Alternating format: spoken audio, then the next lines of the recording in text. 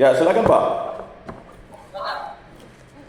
Pak dulu, jadi tadi di materi Bapak yang lalu Pak. Agak keras Pak, tidak dengar saya. Oh, tes.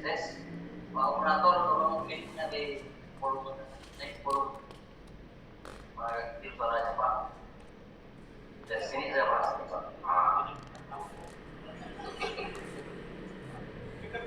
Tadi kan ada 3 Pak, ada 3 tes.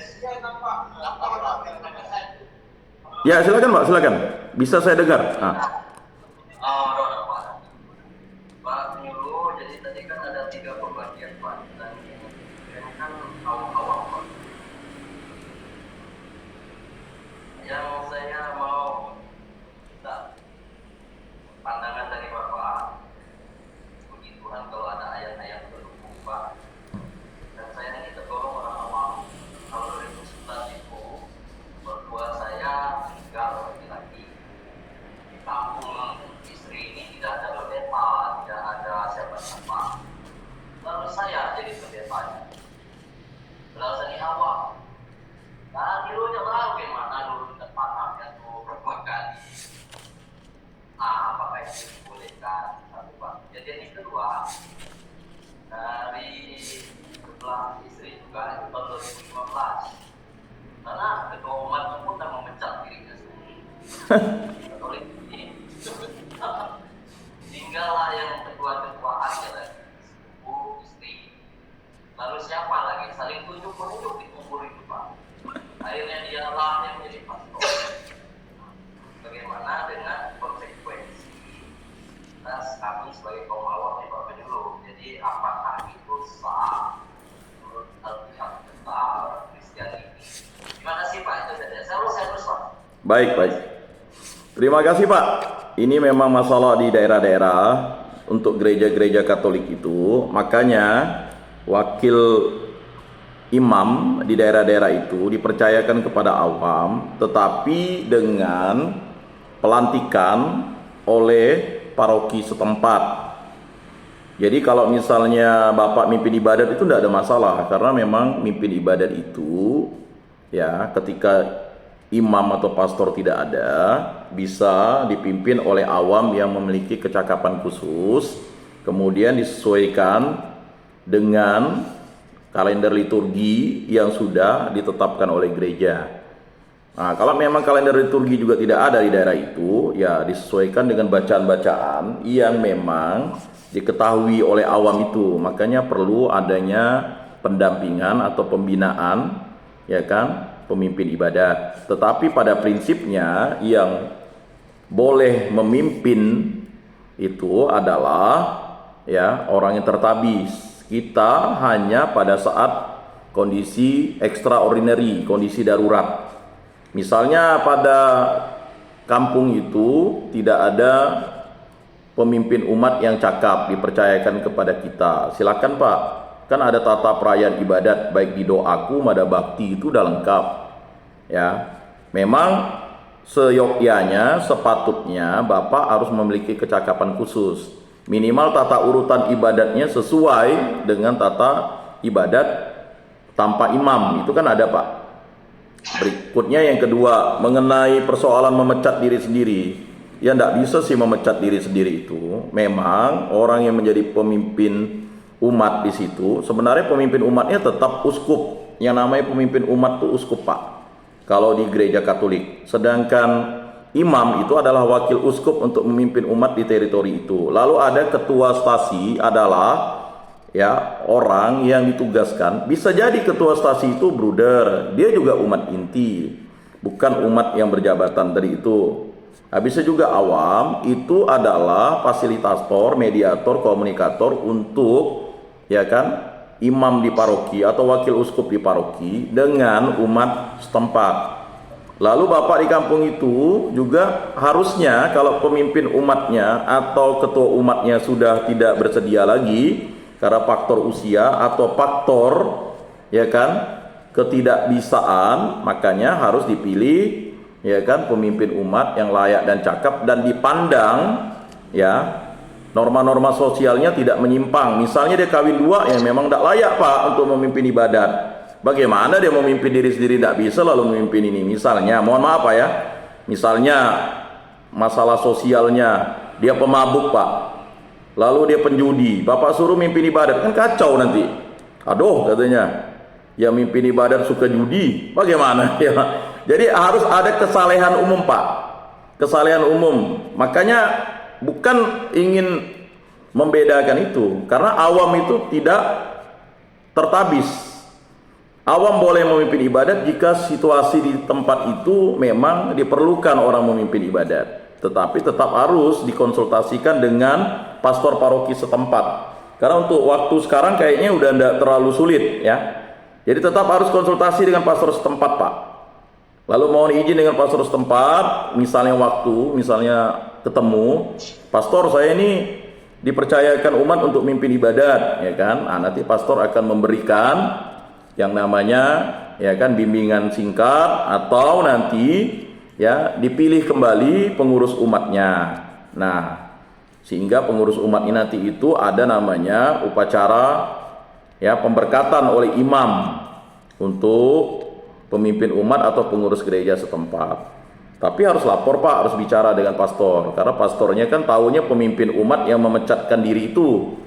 Kalau dia memecatkan diri ya tidak bisa sebenarnya, kecuali dia udah tidak beriman Katolik lagi, tidak beragama Katolik. Selama dia masih dipercayakan sebagai pemimpin umat, dia harus Pak. Kalau enggak, dia menjadi kutukan bagi dia. Berikutnya ya batasan awam, yaitu awam tidak bisa memberikan sakramen, sedangkan diakon saja ya itu dibatasi kan. Yang bisa memberikan sakramen penuh itu adalah uskup 7 sakramen itu. Sedangkan untuk ya 5 sakramen itu bisa pastor. Ya, sakramen krisma dan sakramen imamat itu ya itu tidak bisa diberikan oleh imam. Itu harus uskup. Nah, tetapi sakramen krisma bisa didelegasikan pemberiannya kalau uskupnya memberikan delegasi kepada imam itu, ya, kepada pastor itu. Sedangkan diakon itu dia pada misalnya memang tidak memberikan sakramen, tetapi bisa dia menjadi saksi perkawinan dan memimpin ya berkat perkawinan, ya, tetapi tidak mengkonsekrat karena dia tidak memberikan yang namanya sakramen ekaristi, tetapi memberikan sakramen ekaristi karena itu sudah dikonsekrat oleh imam. Nah, itu bedanya Pak. Makanya biasanya kalau sudah tabisan diakon pertama dilanjutkan dengan tabisan tingkat 2, itu tabisan imam. Sedangkan awam ya pada prinsipnya membantu reksa pastoral pelayanan itu Pak. Jadi pelayanan itu dibantu oleh awam. Fungsinya adalah memberikan penjelasan. Nah, tidak bisa memberkati perkawinan. Misalnya ketua umat tiba-tiba memberkati perkawinan. Mendoakan perkawinan bisa Pak, tetapi itu bukan sakramental.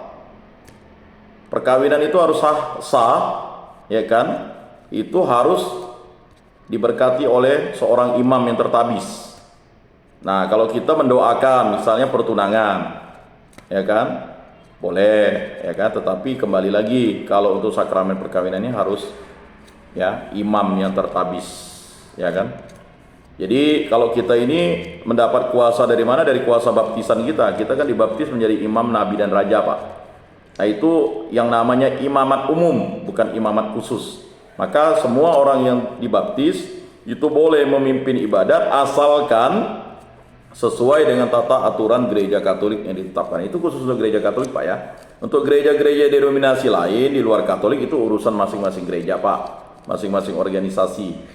Jadi kita tidak mencampuri itu urusannya sudah terbentuk ya. Tapi untuk gereja Katolik seperti itu. Mungkin itu penjelasan dulu Pak, karena waktu juga yang memisahkan. Sudah pukul 11 Pak ya.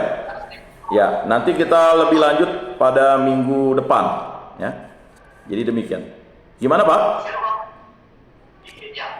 Oh, boleh lah. Ini Pak, tadi kan dibahas antara baik agama Katolik maupun Kristen, kita kan dilarang berjudi. Ya. Jadi di dalam ini saya baca-baca itu tidak ada dampak Pak. Tolong dijelaskan Pak. Ini pertanyaan kedua Pak yang pernah saya dapatkan.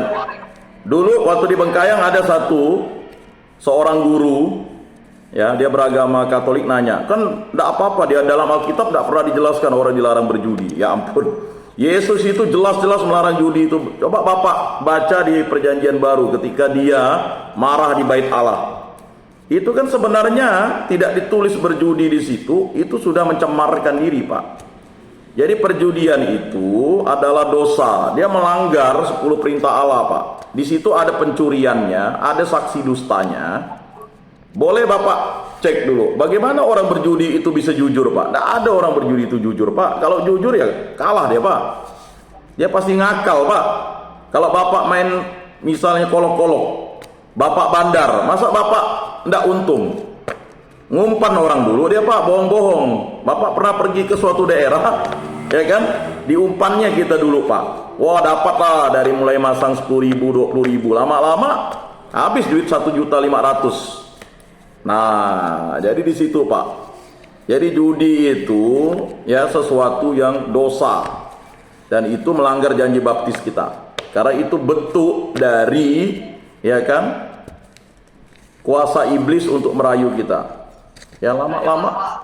Jadi seperti itu, Pak. Jadi nanti kita bahaslah tentang judi, mengapa itu dosa berat, ya kan? Karena itu bisa melanggar banyak perintah. Bahkan gara-gara judi orang bisa mengorbankan istrinya dan jadi taruhan, Pak. Bayangkan, ya. Gara-gara judi. Nah, baik demikian, Pak, ya. Mari kita tutup. Sayang tadi ada kendala teknis. Pak, halo. Ya. Satu lagi, Pak. Oh, silakan, Pak. Jadi begini, di dalam agama kita, baik Katolik maupun Kristen, ini masalah minuman keras ini kan dilarang, kan? Dilarang. Mabuknya, Pak. Ayatnya di dalam 1 Timotius pasal yang ke-23, janganlah lagi minum air saja, melainkan tambahkan anggur sedikit, berhubung pendengarmu terganggu dan tubuhmu sering lemah. Jelas, Pak? Ya. Jadi begini, Pak. Kalau Bapak ingin mengikuti ajaran Yohanes Pembaptis, dia tidak minum anggur, Pak. Jadi Yohanes Pembaptis itu benar-benar hanya memakan tumbuhan, Pak. Ya. Jadi kalau Bapak ikut ajaran Yohanes Pembaptis, tetapi ingat, tradisi minum anggur itu bukan tradisi untuk mabuk. Yang dilarang itu mabuknya, Pak. Jadi kalau Bapak baca di Perjanjian Lama, itu jelas yang berdosa itu mabuknya, Pak. Kalau minum minuman keras, kata keras itu ada dua, ya kan? Kalau Bapak minum sampai mabuk, dosa pasti. Tapi kalau Bapak minum karena berdasarkan, ya kan, ya tradisi dan juga memang ya anggur itu menjadi suatu lambang yang baru karena Kristus, ya, bukan lagi minuman keras bagi kita, tetapi minuman itu adalah hasil dari, ya kan, intisari bagaimana anggur itu dilambangkan sebagai tubuh dan darah Kristus itu, sehingga ya anggur itu menjadi suci, ya. Tetapi pada prinsipnya kalau mabuk ya itu berarti dosa. Itu saja sebenarnya. Jadi janganlah kamu pesta pora dan mabuk. Itu yang sebenarnya dilarang, Pak. Ya. Jadi jelas di situ. Kalau memang ada gereja yang melarang orang minum alkohol, ya jangan minum alkohol. Itu kan ajaran gerejanya. Ya kan? Tapi kita harus sesuai juga dengan ajaran yang disampaikan oleh Yesus Kristus. Ya. Yesus Kristus itu minum anggur karena memang tradisi minum anggur itu sebagai lambang, ya, pembebasan bangsa Israel dari perbudakan Mesir dan sebagai lambang sukacita karena kita sudah dibebaskan dari keterikatan dosa. Sama seperti Yesus merubah air menjadi anggur itu, artinya air kehidupan yang diberikan Yesus itu adalah sukacita bagi kita. Nah, bukan mabuk, Pak. Kalau Bapak mabuk tuak, mabuk arak. Sama juga Bapak misalnya minum tuak. Tuak ini kan hanya disajikan pada saat pesta, Pak, gawai. Menjadi orang mabuk itu ketika dia minum berlebihan. Ya. Nah, ngeracau. Ya kan? Tapi sebenarnya tuak itu tidak disajikan pada saat pesta. Sama juga dengan arak. Arak itu kalau tradisi sosialnya adalah suatu lambang, ya, untuk persahabatan. Kemudian yang kedua, ya, secara sosialnya arak itu dilambangkan untuk, ya, pengobatan. Kemudian dilambangkan juga untuk yang namanya kekerabatan tadi. Kemudian dilambangkan untuk, ya, semacam minuman adat. Kalau orang kawin itu pastilah kawin adat itu kan, nah itu menurut sosial. Sebenarnya yang dilarang itu, bapak kalau pakai alkohol untuk membersihkan luka, ya kan? Makanya kalau lambangnya kedokteran itu kan ular, Pak. Kalau kelebihan dia menjadi berbisa, kalau kurang dia itu ya menjadi tidak menyembuhkan. Harus pas begitu. Nah itu mungkin jawaban saya dulu. Nanti kalau memang mau diperdalam minggu depan saya akan jawab dengan detailnya. Terima kasih, Pak. Ya, baik, mari kita tutup dalam doa. Dalam nama Bapa dan Putra dan Roh Kudus. Amin. Allah Tritunggal Maha Kudus, kami bersyukur di hadapan-Mu karya agung mulai yang telah menyatukan kami di tempat ini. Berkatilah kami, rubahlah kami agar menjadi pribadi yang baik dan benar, dan tuntunlah langkah hidup kami. Berkatilah orang tua kami, para istri-istri kami, para anak-anak kami, dan juga cucu-cucu kami, saudara-saudari kami, dan juga mungkin orang yang kami musuhi dan juga musuh kami, agar kami dapat saling mengampuni, saling mendoakan, saling menguatkan. Dan berkatilah kawan-kawan kami yang belum hadir, semoga di lain kesempatan dapat hadir. Semua doa ini kami serahkan dengan perantaraan Tuhan kami Yesus Kristus yang hidup dan beraja dan sepanjang segala masa. Amin. Dalam nama Bapa dan Putra dan Roh Kudus. Amin. Salam, salam kasih, damai dan sejahtera. Tuhan memberkati, menyertai dan melindungi. Salve.